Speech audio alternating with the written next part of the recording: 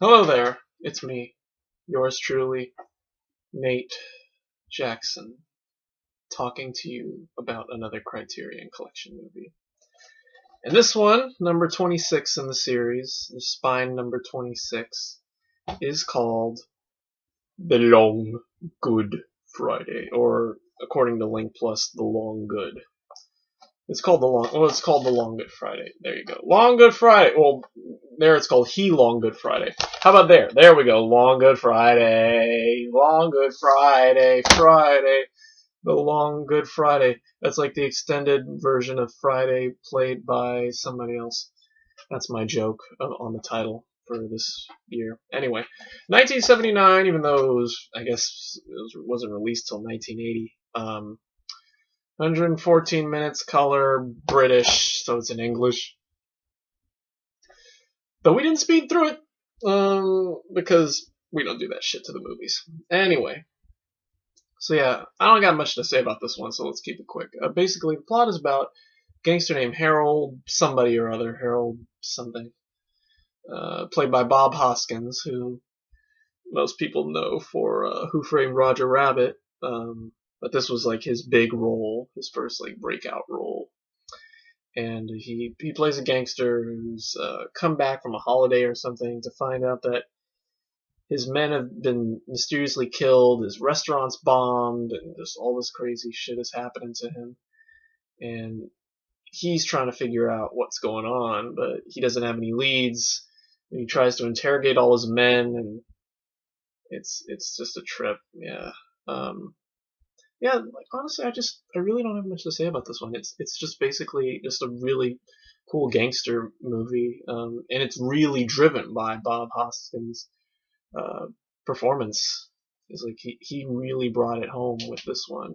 If you know, if home is the seedy underworld of Britain, there's a lot of you have to be like really into like I guess about everything that was going on in politics and the IRA, about the Irish gangsters and all that. I honestly, of course, have no clue about that. Doing research doesn't help either. There's just so much history and all that. So basically, what you need to know is he loses in the end. The IRA get him, even though he thinks he's won. It's like, yeah. So basically, the moral we can get from this is, don't be a gangster. And yeah, that's all I got really. As far as John Mackenzie, the director, is concerned, there's some very nice shots. I mean, he shot it well, of course. I feel like Mackenzie's pretty straightforward and doesn't really take chances. He takes it's basically he does it to just basically capture you at a moment when you feel like you need to be captured, such as when his gangsters are hung up in the meat racks. The camera is shot upside down from the point of view of of his thugs, and that's a nice shot, as well as the shot when Harold hits Jeff, his co-thwart with the bottle, and there's a shot of him, stabbing the camera from Jeff's point of view. It's another nice one. And God, that nice scene where he bleeds to death out of his neck. Whew! You wasn't expecting that. But one thing this movie does have is quite possibly the most epic shower scene you will ever see in a movie. With this soundtrack. I mean, and the soundtrack, by the way, is pretty. It's sort of hit and miss, and also very. Let's just say I can sum up the soundtrack in 3 words: Alan Parsons Project.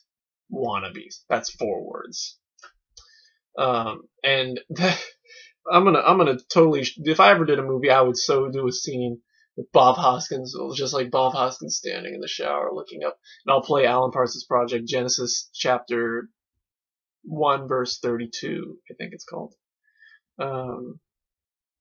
If you know what I'm talking about, then the song is like a dead-on rip-off. Because this was done after Alan Parsons' iRobot. That was 97, and that was 77, this is 79, so. Inspiration! And yeah, that's it. If you see it for anything, it's for an epic shower scene. No nudity, thank God. No, well, except for a black guy who gets cut on his butt, you know, and some lady parts, but yeah, that's okay. But anyway, and that's it. Only bonus features are the trailers. There's a British trailer, which is really cool. It shows nice little bits of Bob Hoskins and Helen Mirren talking. Get you into it, makes you want to see it.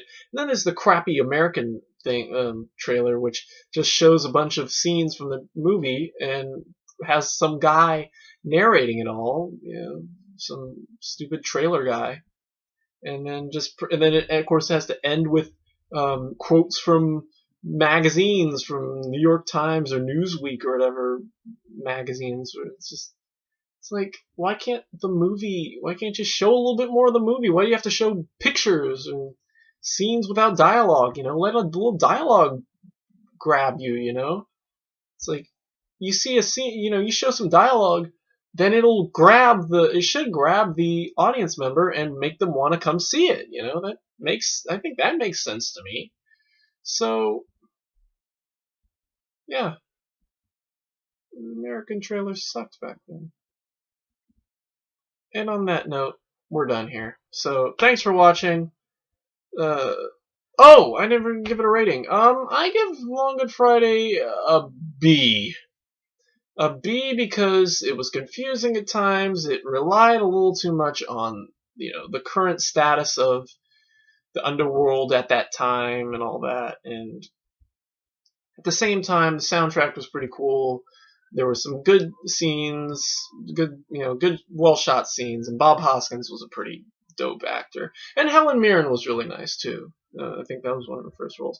And if your eyes are open, you'll notice a very young Pierce Brosnan in his first acting role. I don't think he says anything, but you do see him, and I was like looking, and saying, "That's Pierce Brosnan, isn't it?" But anyway. Bond before he was Bond. Bond when he was an evil guy. Let's give it away. He plays an evil character. Anyway, that's it from me. Thanks for watching. Go check out The Long Good Friday. It wouldn't hurt. And of course, and the ending. Oh, I didn't tell you about the ending. The ending, I can't describe the ending, but it shows Bob Hoskins. It's an emotional roller coaster. The last minute of the film is an emotional roller coaster for Bob Hoskins, and he nailed it. So that's it for me. It's a B. Long Good Friday. There you go. So the next two, we'll do two more. We'll do Flesh for Frankenstein tomorrow. Blood for Dracula we might do tomorrow. We might do both Blood for Dracula and Flesh for Frankenstein tomorrow. Otherwise, we'll probably do Blood for Dracula Thursday, actually. Wednesday I won't have time, so Thursday, and then after Thursday I'm going to be taking a break until the last couple of days, until probably February. So yeah, we got two more and then a break. So thanks for watching, and we will see you tomorrow for Flesh for Frankenstein. I gotta write parody lyrics for tomorrow, or maybe not. Probably not. Anyway, good night.